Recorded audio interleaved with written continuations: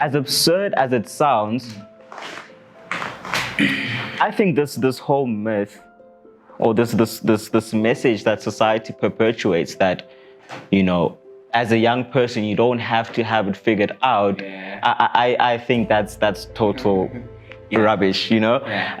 For the simple reason that you do have to have it figured out, because when you have it figured out, when you know who you are, where you're going, then you're able to execute on your purpose, on the reason why you're here much earlier, and with that have a larger impact on the society around you, on the people around you.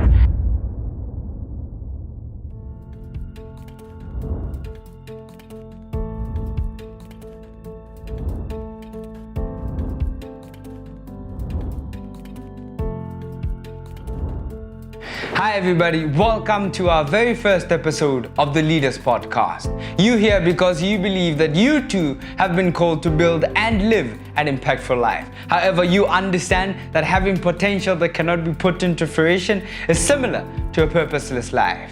Having said this, our goal and mission with the show is to introduce you to the ideas and concepts that you can implement to elevate both your business and personal life. Additionally, we aim to share with you the stories of young people across the continent who we believe are the next generation of thought leaders in their respective fields. Right, this episode's guest is formerly known as the founder of the Society for Actuarial Students and co-founder of the Leaders Network. Ladies and gentlemen, join me in welcoming Ikanyeng Rammutla. How you doing, man?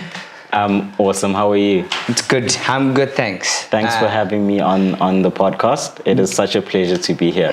Good indeed. I think just to start this podcast, Ika, to everyone who knows you, everyone who's interested in getting to know about you, I think our first question, and I think to our audience, is tell us more about yourself. Tell us more about Ikanyeng Rammutla. What are you about? Thanks. So first and foremost, I love to refer to myself and identify myself as a human being first. And I live by this principle, you know, a principle that I call the principle of humans first, that I am firstly and most importantly a human being, and all relationships that I build, all relationships in my life are to be founded on this, you know, on this acknowledgement that we are humans first, right? So that's not considering all the different layers that we tend to put on ourselves as human beings, you know, including your race, your occupation, your dress code, like how you look, your aesthetics and stuff like that. But just first and foremost, I am a human being, and I treat everyone else as that first, you know. I'm currently pursuing my third year in actuarial science at WITS. But over and above that, I am extremely passionate about leadership, personal development, and youth empowerment. And that's kind of like, you know, how I love to view my life. So there's that, you know, logical, visionary, leader side of me, but there's also, you know, the more creative side of me I love photography, I love graphic designing, playing hockey, playing soccer, and that's just, yeah, so that whole mix, you know.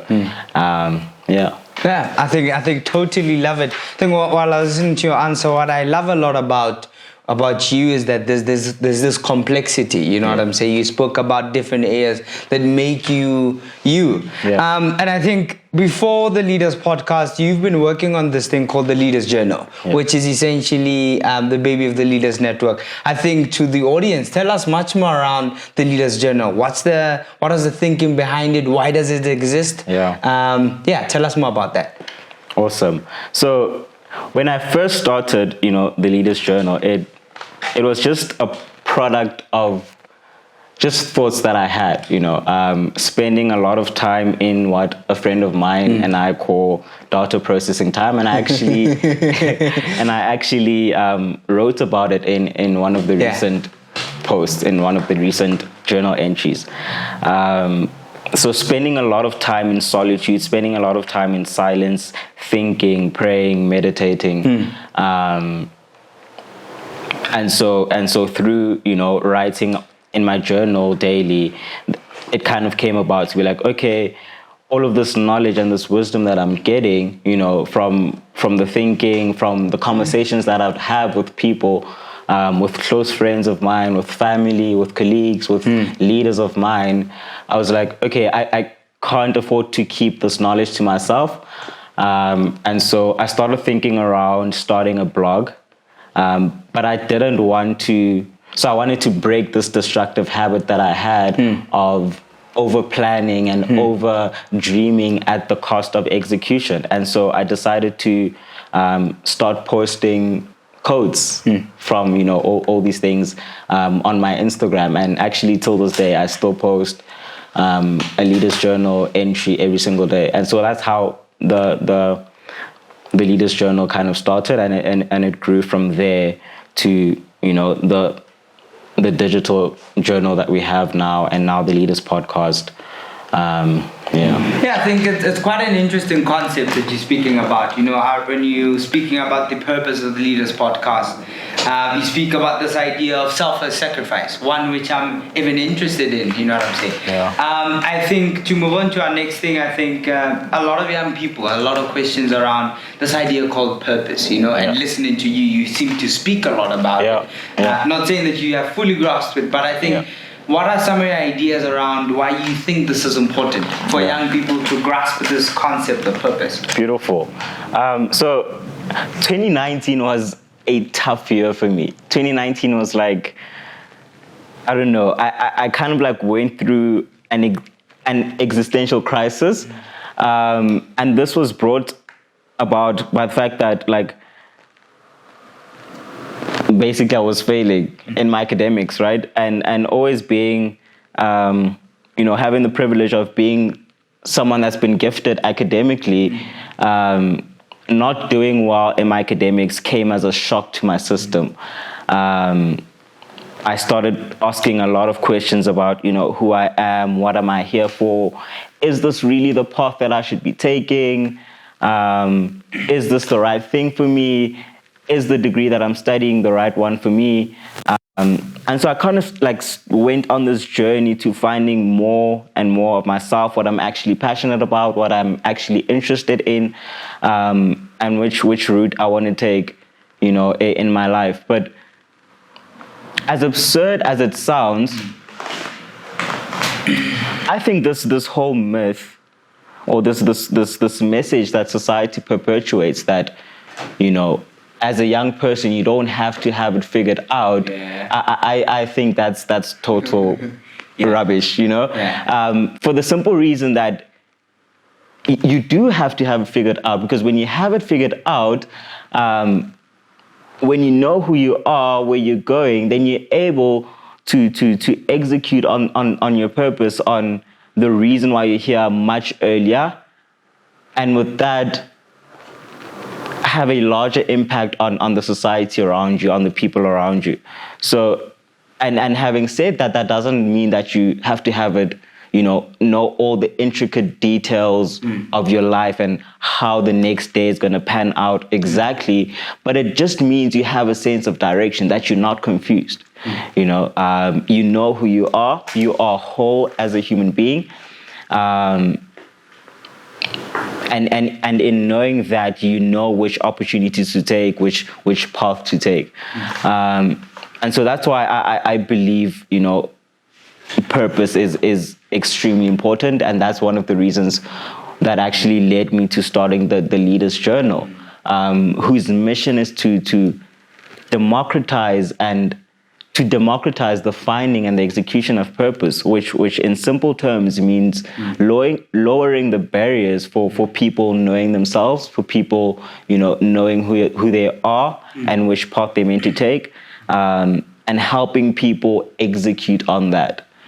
One of my biggest motivating factors in my life is actually death, and this is not to sound morbid or any of that.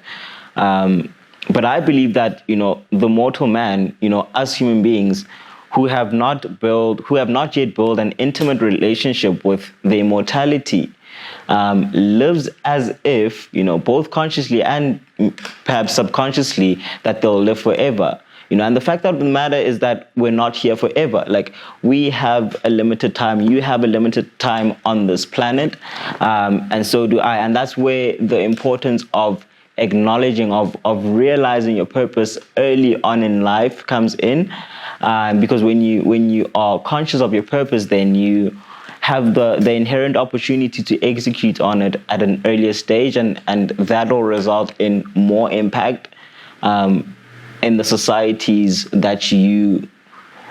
in the spaces that you find yourself in. Yeah. I think it's what I love about your answer is that you spoke so much about being content and being in a space where you are peaceful, or you are at peace at the stage in which you are. Yeah. And I know that having been close to you and having been friends with you over the past 3 years, recently you've made the shift becoming a minimalist. Something I'm genuinely interested in knowing about. Talk to us more about what does it mean to be a minimalist? Why do you think it's important? Most importantly, why do you do it? Because I find it quite weird. I know. First, to break the myth, minimalism isn't about wearing the same thing every day. I mean, that's just like a part of it. So you look at people like Mark Zuckerberg, your Steve Jobs, people that wear the same thing every day, and you think that's minimalism. No, that's only an expression of minimalism. Minimalism is a lifestyle of focusing on what, Greg, who's the author of Essentialism, refers to as focusing on the essential few over the trivial many. So there's very few things in this life, in your life personally, that matter to you, and that also is subjective from person to person. So focusing on what matters to you, focusing on what you value, not because someone else said that, or because media perpetuated this message of what we're supposed to value and chase after, but because it genuinely matters to you. It's a lifestyle. It's a way of saying, like Leo Babauta says, one great minimalist is, it's a way of saying, let's stop the madness, right? And by that we mean that you are able to discern, you're able to know what's important to you, what matters to you, and that you only focus on that. Marie Kondo has this thing of hers where she's like, only do things and only choose to be a part of things that spark joy in your life, and so it's a matter of what matters to me and what do I need to focus on, and everything else is non-essential. Everything else is trivial. And having said that, it's very subjective. What matters to you might not be what matters to me, and that's okay. That's okay. So, yeah. I think just as part of the Leaders podcast, firstly, I love your answer. I think quite an interesting outlook towards life. I think I was taking notes while you were informing me. I think it's quite an interesting way to really speak about also figuring out to focus on what matters. And I think you speak a lot about also the importance of figuring that out at quite an early stage. And I think being a minimalist is not an addition, but simply something that complements. Something which I really find quite amazing. I think my next question is quite a bit deep. I think, what's your message to the world?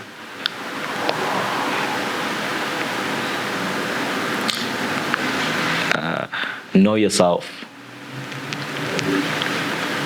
Put simply, know yourself. Don't be confused. My dad, the biggest advice that my dad has given, myself, my brother, is that don't be confused. That is the worst state of mind, the worst state of living that you can be in. It's worse than being angry or sad or happy or all these other emotions and states of being.